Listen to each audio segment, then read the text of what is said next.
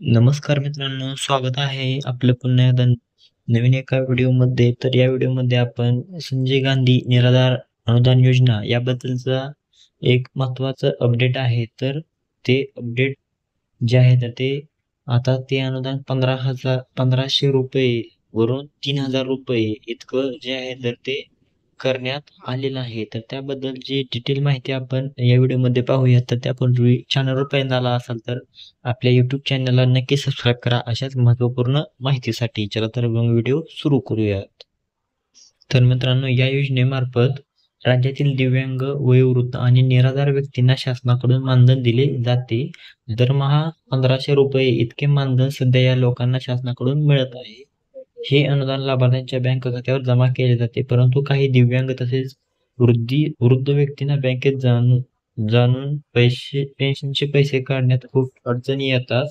तसेच आजकालच्या महागाईच्या काळात 1500 रुपयांमध्ये उदरनिर्वाह कसा करावा, तसेच 1500 रुपयात काहीच होत नाही, म्हणून या अनुदानात वाढ करण्याची मागणी लाभार्थ्यांकडून केली जात होती. तर त्यामुळे या लाभार्थ्यांच्या या दोन्ही समस्यांचे निराकरण करण्यासाठी म्हणजेच अनुदानात वाढ आणि बँकेत पेन्शनचे पैसे काढण्यासाठी अडचणी या दोन्ही समस्या सोडवण्यासाठी राज्यातील दिव्यांग, वृद्ध आणि निराधारांना संजय गांधी निराधार अनुदान योजना आणि श्रावणबाळ सेवा राज्य निवृत्ती वेतन योजनेअंतर्गत मिळणारे मानधन आता त्या महिन्यात पोस्टाद्वारे जे आहे तर ते घरपोच दिलं जाणार असल्याची माहिती विधान परिषदेत देण्यात आली आहे.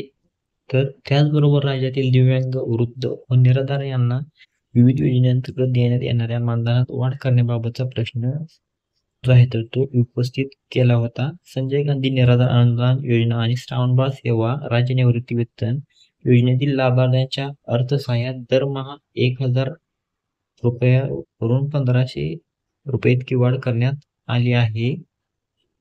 तर सध्या जे आहे तर ते 1500 रुपये इतके मिळणारे मानधन वाढवून 3000 रुपये करण्याचा प्रस्ताव मंत्रिमंडळासमोर ठेवण्यात येणार असल्याचे जे आहे तर ते यांनी सांगितले आहे. मित्रांनो, आपण या ठिकाणी पाहू शकता 1500 वरून 3000 रुपये इतका जो आहे तर तो याचा जो प्रस्ताव आहे तर तो मंत्रिमंडळासमोर जो आहे तर तो ठेवण्यात आलेला आहे. तर आता 1500 ऐवजी 3000 रुपयाचा प्रस्ताव ठेवण्यात आलेला आहे. तसेच आता पोस्ट बँकेच्या मदतीने सर्व प्रकारचे मानधन ते घरपोच मिळण्याची सोय करण्यात.